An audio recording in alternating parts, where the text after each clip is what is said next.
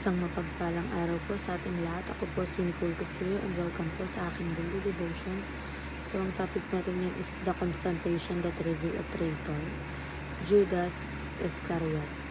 During the final week of Jesus' life, he openly confronted the Pharisees and religious leaders for their hypocrisy, pride, and false righteousness.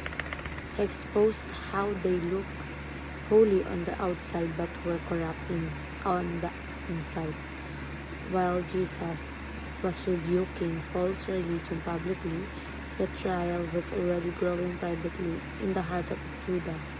Shortly after this confrontation, Judas went to the chief priests and agreed to betray Jesus for the 30 pieces of silver. The confrontation with the Pharisees and the betrayal of Judas are connected. Both revealed hearts that were close to religion but far from God. The Pharisees reject Jesus openly while Judas followed him outwardly but reject him inwardly. Both show that a divided heart and hypocritical faith can lead to a person away from Christ.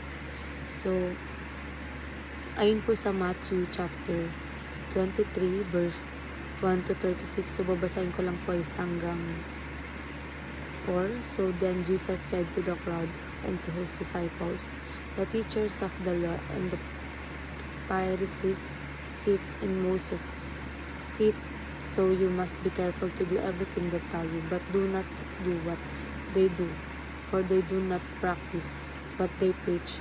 They tie up heavy, cumbersome loads and put them on other people's shoulder, but they themselves are not willing to lift in a finger to move them. So, ayon po sa ating katuruan, Judas is an example of Christians in name only. Si Judas ay sumusunod kay Jesus physically at kabilang sa mga disciples, pero hindi talaga surrendered ang puso niya kay God. And Judas' love for money was greater than his love for Jesus. So, mas pinili ni Judas ang pera kaysa kay Jesus dahil sa greed o sobrang pagmamahal sa kayamanan, nagawa niya ipagkanulo ang Panginoon. And Judas is a warning to nominal Christians. So, ang buhay ni Judas ay babala sa mga taong Christian lamang by label pero hindi by lifestyle. And sa applications naman, guard your heart against pretending to follow God and grow in your love for God and decrease your love for world.